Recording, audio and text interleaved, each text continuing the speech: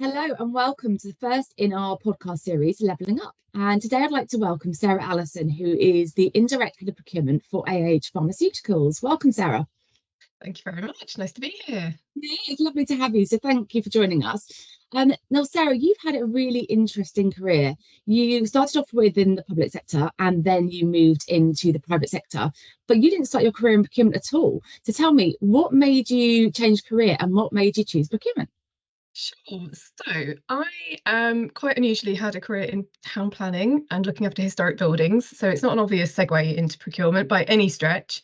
So it was a combination of classically life choices and external factors. So I left a role to move halfway down the country. That was a difficult choice at the time, but it wasn't a conscious choice to leave the profession. And I really didn't think I was going to. But classically, again, it was credit crunch time. We had change of government, so there was a lot less funding in the public sector, which was where I worked. And I was very specialist. So I'd really kind of narrowed my career options. So I think I was still applying for town planning jobs probably for about 12 months after I left that role. Meantime, I picked up a whole bunch of temp jobs. So I worked in a call centre and I went and worked as a PA in a hospital. And that was the moment for me. So I landed in something called the supplies department. I'd never heard of such a thing. I really didn't know what I was doing. But, answering the phones, looking after people's diaries, how hard can it be, right? Harder than I thought, actually. But the supplies department was fascinating. It was 7 hospitals, it was hundreds of different stores and SKUs, very complex, very fast paced. And I thought, well, this is actually really interesting. So in the time that I was there, I stepped in and took over some procurement projects. So picked up tenders and such like, obviously in the very structured public sector environment. Still found it really interesting, started researching the career and thought, do you know what, this actually could be for me. So I then made a very conscious choice. I'm going to step into procurement. This looks like a really great opportunity. I could do public sector, I could do private sector. It was a little bit of a world's your oyster type moment. Yeah. And you've been really successful in transitioning between public sector and private sector, and predominantly the majority of your career has been within the private sector. But you've also been very lucky to have worked within both greenfield and procurement departments, where you really have taken on that growth maturity journey, as well as well-established procurement departments as well. So tell me, what has been the most challenging, but ultimately the most rewarding? So I'm hugely biased towards the greenfield. I'm not going to lie. I love it. I thrive in that environment. And actually, if I think back, even when I've worked apart from in the NHS, even when I've worked in the brownfield environment, every role has been a newly created role when I've stepped into it. So I've never really had too much legacy to deal with, which is quite nice. It's quite exciting. Interestingly, I'd say the 2 biggest challenges of greenfield for me are it's a constant sell. So you're walking into an environment where people have probably coped without procurement or professional procurement for many, many years. So why do we even need you? Somebody's made a decision to bring you in, but a lot of people are saying, we already do this. We've got this. So that's a big challenge. That's super rewarding when you get over that hill, as I like to think of it. So it's a bit of an uphill struggle. And then when the light bulbs go on with certain stakeholders, then suddenly the sky's the limit because you're in. I think the other big challenge for greenfield, though, is finding your network. So when you're not surrounded by other procurement professionals, and sometimes you're in a group, so they're just sort of adjacent and you've just got to find them. And sometimes you've got to really make that effort and say, well, I need to look outside my organisation. I need to really flex my network for that bit of professional support.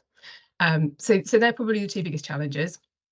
Actually, in established teams, one of the challenges is very similar. So there's still the sell, right? Because you're potentially working with people who've been doing it for 10, 20 years or more, and they remember everything that's ever happened. So brilliant business knowledge, but also there can be a lot of resistance to change. So it's a similar thing, just with different types of stakeholders, I would say. Yeah, no, absolutely, and you're right. Challenges in both settings, but ultimately, I'm sure incredibly rewarding in both as well. Yes. Yeah, absolutely. And that brings me on nicely to the next question. So, what has been the proudest moment so far within your career? So this is a great question, actually, because when I really kind of thought about this, my first thought was quite a lot of years ago now, I was really, really lucky to be nominated for and win a SIPS Europe Award for Best Oh, Procurement wow. Startup. So this was the most amazing recognition of, again, pretty greenfield. I put in place processes, did loads and loads of work, built a team. I was really early in my career as well. So that for me was like, wow, to get this recognition, Yeah, absolutely. fantastic. But then actually, if I take a step back from that, what I'm really genuinely most proud of is I've done a lot of work with a lot of people who've been fairly early on in their procurement careers, or even pre-procurement career. And looking at all of those individuals now who are having phenomenal procurement careers and knowing that I had a little part in inspiring them to get into the profession, that's it. That's the reason that I come to work. Oh, well, they're two incredible things to feel very proud of, I have to say. So Thank yeah, you. and I think actually a lot of procurement professionals feel like that in bringing people on in their early Yeah. careers, and then being able to see how successful they've been. So that's really lovely. So with I like to ask a sort of question, a fun question at the end, by the way. So fun question: if you were able to go back 5 years in time and meet with yourself 5 years ago, what would be the key piece of advice that you'd like to have been able to have given yourself? So I'll say the snappy version, but then there's like 20 bullet points underneath it, which I won't go into all of them, but go easy on yourself. Absolutely. Just take a step back and enjoy it. And I've definitely been guilty of not doing that. I find it easier now, but not there, not the finished product. But certainly, it's not a race to the top. It's also not a race to the bottom. So, I'm not a perfect negotiator. Guess what? Nobody is. It's okay to make mistakes. Like, just as long as you learn from them, it's totally fine. Um, Again, I'm still learning all of this. This is not landed entirely. And I think the other one is that kind of really know yourself and really accept who you are. So um, being able to take the time. So when I was a kid, I used to play hockey quite a lot. And my coach always used to say one of my strengths was you create time in the game. And I never really understood what that meant. And I think now in my 40s, I finally figured out that it's that ability to pause, look, and then react. And actually that's so important well, I think probably in everybody's daily lives, but Mm. I know that I have a tendency that if somebody comes and asks me a question and I feel under pressure, I don't know the answer and I panic. And actually what I need to do in that situation is say, oh, I don't know the answer to that, give me 5 minutes and I'll go and get it for you. Just manage expectations, because when I walk away from that conversation, I had all of that data in my head. I knew it perfectly well, and it's okay to manage that moment and just take that step back. So go easy on yourself, 100%. Yeah, that's an amazing piece of advice, I think, for everybody to take away, in all honesty, It's because very difficult to live to. everybody does that.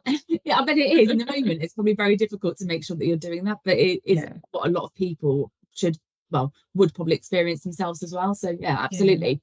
Perfect piece of advice. Very good. So, I want to say thank you so much, Sarah. It's been lovely to speak with you today and to hear more about your career. And I hope our listeners have enjoyed listening to it as well. So if you'd like to be part of our Levelling Up series, then please do get in contact. And I just want to say one last thank you to Sarah today for being our first guest. It's been an absolute pleasure. Thanks, Paula. Thanks, Sarah.